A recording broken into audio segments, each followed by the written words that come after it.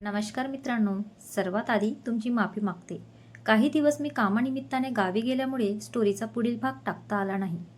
पण तुम्ही दिलेल्या प्रेमासाठी आणि पुढील भागासाठी केलेल्या कमेंटसाठी मनापासून धन्यवाद. आज मी तुमच्यासाठी या स्टोरीचा पुढील भाग घेऊन आले आहे. तर चला मग सुरू करूया. स्पर्श तिच्या प्रेमाचा भाग 23. बसमध्ये बसल्यावर मोहिनीला कॉलेजच्या दिवसांची खूप आठवण आली. कितीतरी वर्षांनी ती अशी बसने घरी जाणार होती. विशेष म्हणजे जाताना बसमधून कॉलेज दिसणार होतं, कारण बस कॉलेज समोरूनच त्यांच्या गावी जायची. खूप काही आठवणी आल्या. चेतना, स्नेहल यांच्यासोबत कॉलेजचे 3 वर्ष कसे गेले कळलेच नव्हते. अचानक तिला कॉलेजच्या आठवणींवरून प्रसादची पण आठवण आली. कॉलेजला असताना बसमध्ये बसल्यावर ती कॉलेजजवळ बस थांबली की बसच्या दरवाजाकडे बघून प्रसादची वाट बघत राहायची. पण आज मात्र सर्व आठवणींनी मध्येच जमा झालेलं होतं. मोहिनी तिच्या विचारात गुंग होती आणि तितक्यात बसला अचानक ब्रेक लागला आणि तिला थोडा धक्का लागल्यासारखंच जाणवलं. म्हणून ती भानावर आली आणि असे अचानक बस का थांबली म्हणून बसच्या दरवाजाकडे बघू लागली आणि ती मात्र डोळे मोठे करून समोरचे दृश्य बघतच राहिली. तिचं मन इतकं धडधडू लागलं की आता काय हृदय पेज बाहेर येऊन पडतं की काय, अशी तिची अवस्था झाली होती. तोंड आ करून ती समोर बघत होती. एवना प्रसाद तिच्या जवळ येऊन तिचं तोंड त्याने गपकन हनुवटी वर करून मिटून टाकलं आणि तिला जोरात एक चिमटा घेतला. असं वेड्यासारखं काय बघते? आजूबाजूला इतर लोकही बसलेले आहेत. ते तुझ्याकडेच बघताय. जरा व्यवस्थित बस आणि प्लीज ते डोळे जरा लहान कर. प्रसाद तिच्या बाजूला झुकून तिच्या कानाशी पुटपुटला. त्याचं बोलणं ऐकून तिने त्याच्या खांद्यावर जोरात एक चापट मारली. शहाण्या, एक तर असं अचानक येऊन शॉक दिल्यासारखं वागतोस आणि वरतून मलाच बडबड करतोयस. गप्प बस आणि आता मी काय विचारते ते सर्व खरं खरं सांग. मोहिनीने त्याला आता विचारायला सुरुवात केली. तू परवापर्यंत मुंबईमध्येच होतास, मग आज असा अचानक कसा काय इथे? बरं ते जाऊ दे, तू गावी काल आला असेल ठीक आहे, पण आज इथे असा कसा? मोहिनीला त्याचं सर्व टायमिंग कसं मॅनेजमेंट केलं याची कमाल वाटत होती. अगं तूच परवा बोलली होती सोमवारी कोर्टात जायचं म्हणून. मग काय, आमचंही जरा प्लॉटिंगचं केस चालू आहे, त्याच्यासाठी आलो वकिलाला भेटायला. माझे वडील नाही म्हणत होते पण आलो त्यांना जबरदस्तीने घेऊन. मग काय, कोर्टात तू कधी कुठे जाते कधी घरी जाते यावर लक्ष ठेवलेले. पण बघ नसीब माझं, तुला एकटीलाच तुझ्या वडिलांनी बसने घरी जायला सांगितलं म्हणून मग सोने पे सुहागा, मिळाली संधी केलं ना सोनं. इतक्या वर्षानंतर कॉलेजचे दिवस ते क्षण अनुभवायला मिळणार म्हटल्यावर बस मागे थोडं धावावं लागलं. पण बस ही मिळाली आणि माझी वाट बघणारी पण मिळाली. प्रसाद मोहिनीला चिडवत बोलला होता. शहाण्या, इतकं धडपड करायची काहीच गरज होती का रे? शांत नाही राहत का तुला? राहू दे ग. खरं सांगायचं तर तू अशी अचानक गावी आली म्हटल्यावर माझं मन नाही लागलं. मुंबईमध्ये खूप कसं तरी होत होतं मला. तू मुंबईत असूनही लांब असली तरी असं वाटतं तू जवळ आहे, पण तू गावी आलीस म्हटल्यावर नाही मन लागलं माझं मुंबईमध्ये. प्रसाद आता सिरियसली बोलत होता. तो खूप लांब गेल्यासारखी वाटत होती म्हणून हा आगाऊपणा केला, बाकी काही नाही. त्याचं बोलणं ऐकून मोहिनीला गैरवरून आलं. ह्या क्षणी त्याला मिठीत घ्यावं आणि विचारावं की का इतकं प्रेम करतो प्रसाद तू माझ्यावर. सावर ना स्वतःला, माझं भविष्य अजूनही मला नाही माहीत रे. प्लीज तू वेळीच सावर स्वतःला. मोहिनी त्याच्याकडे एकटक लावून बघत मनातच विचार करत होती. ओय, इतकं नको विचार करू, पुढचं पुढे बघू, आजचा क्षण जगून घे. प्रसादने तिच्या चिंतातूर चेहऱ्यावरून असलेले हावभाव ओळखले आणि तिला बोलतं केलं. बरं ते जाऊ दे, आज वकिलाला भेटल्यावर काय बोलले वकील? त्याने तिचं टेन्शन हलकं करण्यासाठी तिला विचारायला सुरुवात केली. अरे ते आज नोटीस पाठवली पियुषच्या घरच्या ॲड्रेसवर. आता बघू 2-3 महिन्यानंतर कोर्टाची तारीख मिळेल. नोटीस पोहोचल्यावर पियुष आणि त्याची फॅमिली कोर्टात हजर होते की नाही आणि ते लोक हजर झालेच तर मग पुढे काय ठरवतात ते बघावं लागेल. ओके, पण तू आणि तुझ्या आईवडिलांनीही काय ठरवलं हे पण तितकंच महत्त्वाचं आहे ना? तुला काय वाटतं ते पण विचार कर. आणि प्लीज हा मोहिनी, आता तरी लोकांचा विचार बाजूला ठेव. लोक काय म्हणतील आणि काय नाही तुला काय वाटतं ते बघ. काही लोकांना सवयच असते, एखाद्याला चांगलं नाही म्हणता आलं तर गप्प न बसता वाईट तरी म्हणतीलच. म्हणून तू लगेच खचून जाऊ नकोस. तुला जे योग्य वाटेल तेच कर आणि योग्य निर्णय घे. पुढे मग तुझं भविष्य तुझी वाट बघताय. तू नव्याने जॉब शोध किंवा तुला अजून काही शिकायचं असेल तर ते कर. असं समज नव्याने तुझं आयुष्य सुरू होणार आहे. प्रसाद आज अगदी बिनधास्त मूडमध्ये होता. म्हणून तो तिला अगदी मनमोकळेपणाने समजावत होता. त्याचं बोलणं ऐकून तिला बरं वाटलं. खरं बोलत होता तो. काही लोकांना एखाद्याला उभारी द्यायची नसेल तर ते मनात खच्चीकरण करणारच, पण आपण मात्र खचायचं नाही. उलट आपल्याला जे वाटेल तेच आणि तसंच करायचं. मोहिनी त्याच्या सोबत गप्पा मारत होती. खिडकीतून येणाऱ्या हवेमुळे तिची ओढणी सारखी इकडे तिकडे उडत होती, म्हणून तिचा थोडा गोंधळ होत होता. त्यात बाजूलाच प्रसाद बसलेला होता. प्रसादला पण तिची धांदल लक्षात आली. त्याने तिच्या बाजूला झुकून खिडकीची काच लावायचा प्रयत्न केला, पण काच लागत नव्हता. मोहिनीचा गोंधळ बघून त्याने त्याच्या कडील ओढणीचं एक टोक स्वतःच्या हाताने पक्के धरून ठेवले आणि गावच्या लोकांना काही विचित्र वाटायला नको म्हणून हाताची घडी बांधून घेतली. दुसऱ्या बाजूनी ओढणी मोहिनीने स्वतःच्या हातात पकडून ठेवली. आता ती निर्धास्त बसली. तिने प्रसादकडे बघितलं. त्याने हसून हलकेच पापण्या हलवून तिला इशारा करून आश्वस्त केलं की मी आहे ना तुझ्या प्रत्येक प्रॉब्लेमचं सोल्युशन शोधायला. आणि तिच्या चेहऱ्यावर लाजरी हसून उमटलं. अरे देवा, हिला समजव रे. नको अशी वेळोवेळी मला घायाळ करतं जसं ह्या लाजऱ्या आणि हसऱ्या चेहऱ्याने. तिला असं असताना बघून प्रसाद मनातच बडबडू लागला. दोघांच्या गोंधळाचं गाव कधी आलं कळालंच पण नाही.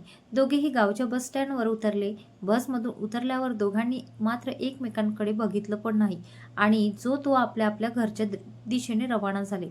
घरी येऊन तिने वकिलाने काय काय सांगितलं ते आठवले. त्यानुसार तिला आता इथून पुढे कोर्टाच्या कारवाईला समोर जायचं होतं. आरोप प्रत्यारोप होणार होतेच, पण घाबरून न जाता आपली बाजू सत्याची आहे तर आपण धीट मनाने समोर जायचं आणि आपली केस जिंकायचीच असं वकिलाने सांगितलेलं होतं. तसंही तिची बाजू क्लिअर होती. फसवणूक तर झालीच होती, पण त्यासोबतच तिला अत्याचार पण सहन करावे लागले होते. तिला पियुषकडून आणि तिच्या आईवडिलांकडून झालेला त्रास कोर्टात उघडपणे मांडायचा होता. बाकी कोण काय म्हणेल ते आता महत्त्वाचं नव्हतं. शेवटी प्रश्न तिच्या वाया गेलेल्या वेळेचा होता, बिघडलेल्या मानसिकतेचा होता आणि कधीही भरून न निघणारी दुःख म्हणजे तिचं गेलेलं बाळ. ह्या सर्व गोष्टींचा तिला आता पियुषकडून प्रतिशोध घ्यायचा होता. त्याला सर्वांसमोर जाब विचारायचा होता. तिने त्याला एकांतात विचारलेला जाब आठवला. त्यावर त्याने तिला पहिल्यांदा जोरात चापट मारली होती, पण आता वेळ तिची होती. त्याने जर आता आवाज जरी चढवला तर त्याला आता ती स्वतः सर्वांसमोर कानाखाली द्यायला मागे पुढे बघणार नव्हती. कारण आताची मोहिनी ही मुंबईच्या धकाधकीच्या आयुष्यात धक्के खात खात धाडशी बनली होती. 2 दिवस आई वडिलांसोबत राहून ती मुंबईला रवाना झाली. ऑफिसला जास्त सुट्ट्या घेऊन चालणार नव्हतं. प्रसादने तिला आधीच मुंबईला कधी आणि कसं जाणार विचारून घेतलं होतं, म्हणून मग दोघांनी सोबतच जायचं ठरवलं होतं. ट्रेनमध्ये दोघांचा प्रवास सोबत होणार होता. त्यांच्यातलं नातं अजून पुढे नाही गेलेलं असलं तरी मात्र दोघेही एकमेकांना हवेहवेसे वाटत होते. इतपत आता दोघांना कडून चुकलंच होतं. पहाटेची ट्रेनची वेळ होती. अजून तरी दिवस उगवलेला नव्हता. पूर्वेकडे केसरी रंग पांघरून आभाळ कसं सोनेरी दिसत होतं. बाहेर हिरवळ आणि त्यात सकाळचे दव पडलेले. हवा थंड आणि ओलसर होती. दोघेही एकमेकांजवळ एकाच सीटवर बसलेले होते. मोहिनीची नजर खिडकी बाहेरच विसावलेली होती. बाहेरचं मनमोहक दृश्य तिला मोहित करत होतं. त्यात प्रसाद जवळ आहे तर जणू स्वप्नवत होतं. हळूच प्रसादचा हात तिच्या पाठीमागून खांद्यावर जाऊन विसावला. तिला ते कधीच कडून चुकलं नव्हतं, पण तिलाही त्याचं असं वागणं आज आवडून गेलं. कारण आता भविष्य नाही, वर्तमानात जगायचं होतं. त्याचा हात खांद्यावर येताच तिचं डोकं त्याच्या खांद्यावर जाऊन विसावलं. तिच्या केसांच्या उघडणाऱ्या बारीक कुरळ्या बटा मात्र त्याची चांगलीच धांदल उडवत होती. त्याची केस आवरण्याची आणि डोळ्यांच्या पापण्या उघडझाप करण्याची धांदल बघून ती मात्र गालात हसत होती. तिला असं आपली झालेली फजिती आणि त्यावर हसणं बघून त्याने तिच्या दंडाला बारीक चिमटा घेतला आणि ती पटकन डोकं वर करून त्याच्याकडे तिचा दंड चोळत रागात बघू लागली. तिला असं गाल फुगलेलं बघून आता तो तिला हसू लागला. एकमेकांमध्ये काहीच संवाद नव्हता, कारण हा अबोलेपणातला, नजरेचा आणि वात्रटपणाचा प्रेमळ खेळ होता. तिने पर्समधून काही क्लिप्स काढून समोरच्या डोळ्यांवर उडणाऱ्या केसांना मागे पॅक करून घेतले. आता त्यालाही खिडकीतून बाहेरचं दृश्य बघता येऊ लागलं.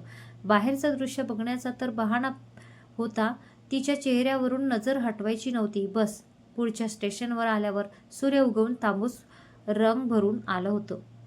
त्याने खाली उतरून मस्त कडक अद्रकचा चहा आणला. दोघांनी मस्त चहा घेतला. एक नवीनच ऊर्जा संरचल्यासारखं जाणवलं. चहा घेतल्यावर दोघांनी जरा वेळ शांत बसले होते. अचानक काहीतरी आठवलं आणि आज तिने आवर्जून ती गोष्ट प्रसादला विचारायचंच ठरवलं. प्रसाद, तुला खूप दिवसांपासून एक गोष्ट विचारायची होती रे. विचारू का? अगं परवानगी काय घेते? बोल. मला एक सांग, जेव्हा तू मला वडाला मंदिरात पहिल्यांदा बघितलं, तेव्हा मी तर तुला पाठमोरी उभी होती. तरी तू मला इतक्या गर्दीत कसं काय अचूक ओळखलंस रे? म्हणजे बघ ना, तू काहीही मागचा पुढचा विचार न करताच सरळ सरळ माझं नाव घेऊनच मला हाक मारली होती. कसं काय रे? अगं वेडे, तू त्या दिवशी जी पैठणी घातली होती ती तुला कोणी घेतली आहे आठवतंय का? हो, म्हणजे मी मुंबईला असताना तुझ्या मम्मीने माझ्या आईजवळ घरी जाऊन माझ्यासाठी काहीतरी गिफ्ट आहे म्हणून एक गिफ्ट बॉक्स दिला होता. त्या बॉक्समध्येच ती पैठणी होती. म्हणजे तुझ्या आईने ती पैठणी मला गिफ्ट म्हणून दिली होती, बरोबर. माझी मम्मी जेव्हा माझं शिक्षण चालू असताना मला भेटायला पुण्याला आली होती, तेव्हा मी तिला एक पैठणी घेतली होती स्पेशली पुणेच्या पेठेसमधून. तिला घेऊन झाल्यावर तिने अजून एक पैठणी बघायला सुरुवात केली. मी तिला विचारलं होतं, कोणासाठी घेते? तर तिने मला तुझं नाव सांगितलं की तुला लग्नाचं गिफ्ट द्यायचं आहे म्हणून. मग काय, तुझं नाव ऐकून फुलला ना माझा मनाचा मोरपिसरा. मग मी माझ्या आवडीचीच पैठणी तुझ्यासाठी मम्मीला घ्यायला सांगितली आणि मम्मीने ती घेतली पण. जेव्हा तू मंदिरातून गेटकडे जातच होती, तेव्हाच मला ती पैठणी बघून मनात वाटलं पण होतं की हे सेम मी पण मोहिनीला अशीच एक पैठणी घेतली आहे. किती सेम आहे आणि दोन पैठण्या इतक्या कशा सेम असतात याचं पण नवल वाटलं.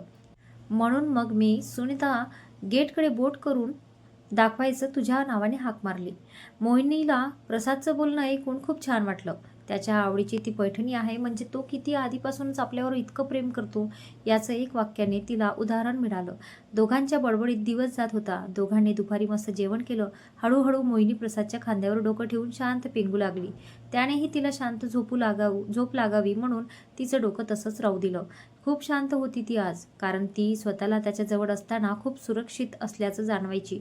दोघांना ट्रेनच्या प्रवासाची मजा आली. कधी कधी खूप भारी भारी कार असूनही कधीतरी ट्रेनने प्रवास करण्याची मजाच वेगळी असते. म्हणून तर लहानपणी मामाच्या गावाला जायचं म्हटल्यावर सर्वात आधी ट्रेनचं डोळ्यासमोरच यायची.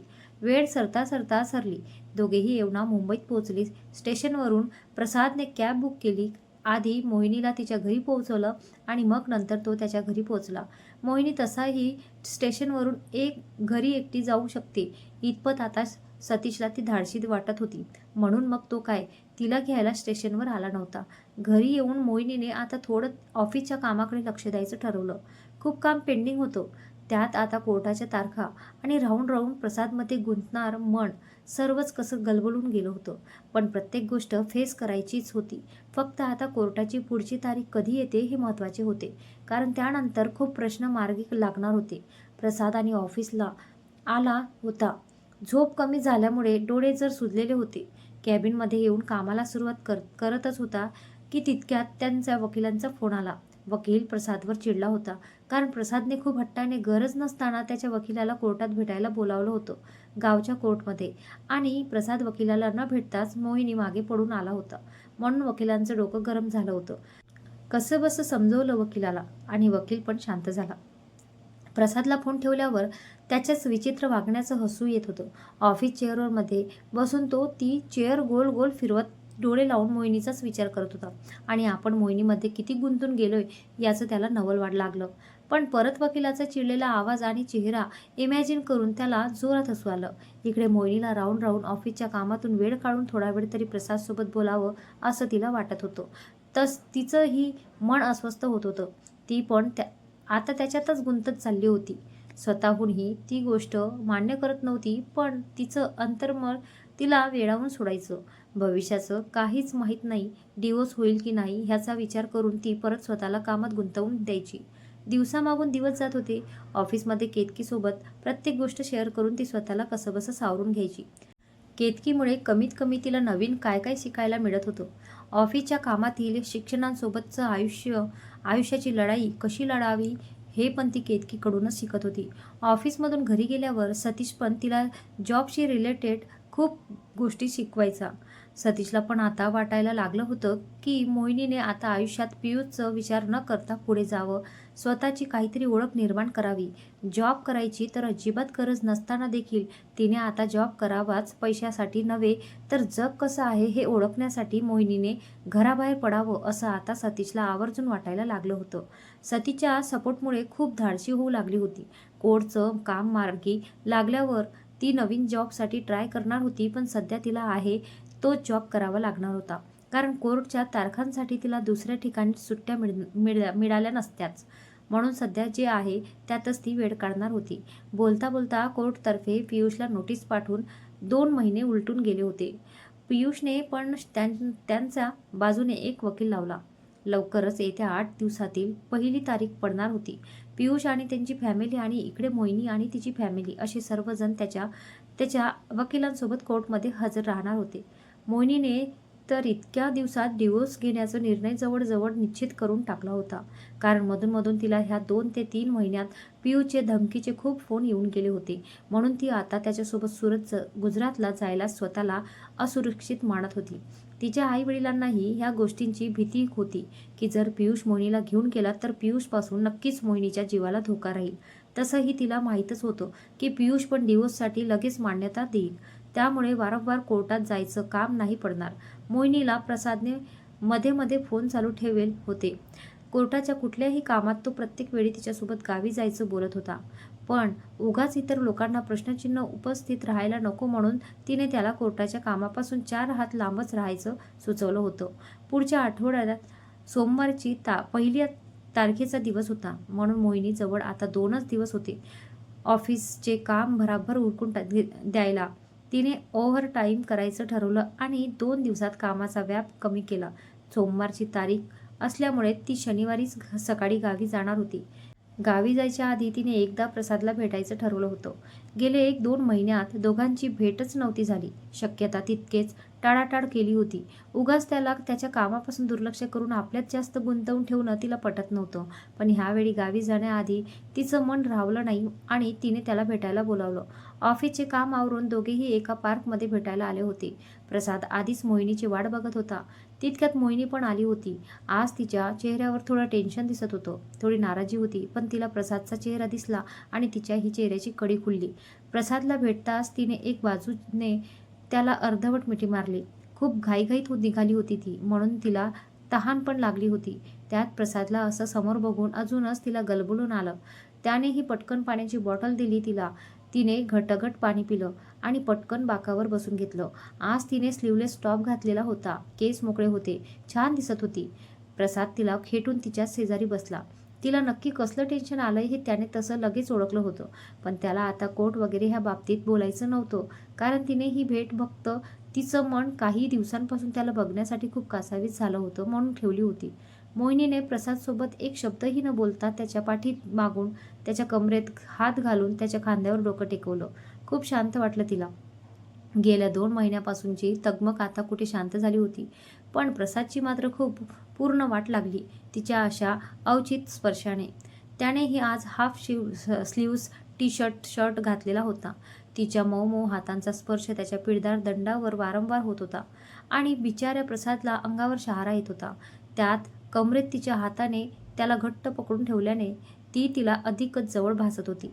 मनात अनेक रोमॅन्स चालत होते आणि त्याची चुळबुळ चालू होती. ही मात्र समोर बसलेल्या एका मुलाला आणि एक मुलीकडे बघून हसत होती. समोर तो मुलगा आणि ती मुलगी दोघेही सेम ह्या दोघांसारखेच जवळजवळ अगदी खेटून बसलेले होते. कदाचित तो मुलगा त्या मुलीला काहीतरी चिडवत होता आणि ती त्याच्यावर खोटं चिडत होती. मोहिनीला असं आयुष्य जगायला मिळालं नव्हतं. कारण असं हक्काचं प्रेम करणारा माणूस अजून मिळालंच नव्हतं. पण आता प्रसाद होता ना अगदी हक्काचा. त्याच्यावर प्रेमाचा हक्क होता तिचा. पण अजूनही पियुष नावाचं बंधन आडवं होतंच मध्ये. तिने पियुषमध्ये तिच्यासाठी प्रेमाचा खूप शोध घेतला होता. तिचं सर्वस्व त्याला बहाल करूनही तिला फक्त आणि फक्त अत्याचार आणि दुय्यम स्थानच मिळालं होतं. खरं प्रेम हे मात्र मिळालंच नाही. तिच्या विचारता खूप गुंग होती ती. प्रसादने तिच्या डोक्यावरून हात फिरवला आणि ती बघत असलेल्या समोरच्या मुला आणि मुलीकडे बघत त्याने तिला न विचारताच सांगितलं की बस मोहिनी, अजून थोडे दिवस, मग तुझ्यासाठी आजवर रोखून ठेवलेलं सर्व प्रेम मिळेल. पियुषने तुझ्यासोबत लग्न करून प्रेमाचे सुंदर क्षण मात्र दुसऱ्या कोणासोबतच घालवले. तू मात्र स्वतःवर पूर्ण बंधन ठेवून जगाची मर्यादा न ओलांडता स्वतःला भरकटून नाही दिलं. हेच तर आपलं पवित्र प्रेम आहे आणि बघ, जिंकणार तर तूच आहेस. बस घाबरू नको. कोणत्याही क्षणी मी तुझ्यासोबत आहे. त्याच्या बोलण्याचा तिला खूप आधार होता. बोलत वेळ जात होती. तिने एकदा घड्याळ बघितलं आणि तिची चुळबुळ चालू झाली. त्याने तिला आता बाकावरून उठवणार त्याआधीच पटकन तिच्या कपाळावर त्याचे ओठ अलगद टेकवले आणि तिच्याकडे बघून गालात हसू लागला. त्याच्या गालावरची खडी बघून तिच्या चेहऱ्यावरची मोठी स्माईल आली आणि दोघेही हातात हात घेऊन पार्कच्या बाहेर त्याच्या कारकडे रवाना झाले. शनिवारी मोहिनी संध्याकाळी एकटीच ट्रेनने गावी पोहोचली. सोमवारी कोर्टची पहिली तारीख होती. ती पियुषला 8 ते 9 महिन्यानंतर बघणार होती. पियुष तसंही आनंदी असेलच, कारण आता तर तो बंधनातून मोकळाच होणार होता कांचन सोबत हुंदकायला. पण इकडे मोहिनीचं आयुष्य नव्याने उभं कसं करायचं म्हणून तिच्या आईवडिलांना टेन्शन होतं. शेवटी सोमवारची सकाळ उगवली आणि मोहिनी आणि तिचे आईवडील कोर्टात पोहोचले. आजचा भाग कसा वाटला नक्की कळवा. पुढच्या भागात बघू मोहिनीच्या समोर डिवोर्सची प्रक्रिया कशी पार पडते ते. पियुष काय निर्णय घेतो हे पण तितकंच महत्त्वाचं असेल. बाकी आजचा भाग कसा वाटला ते नक्की कळवा. भेटूया पुढील भागात. धन्यवाद.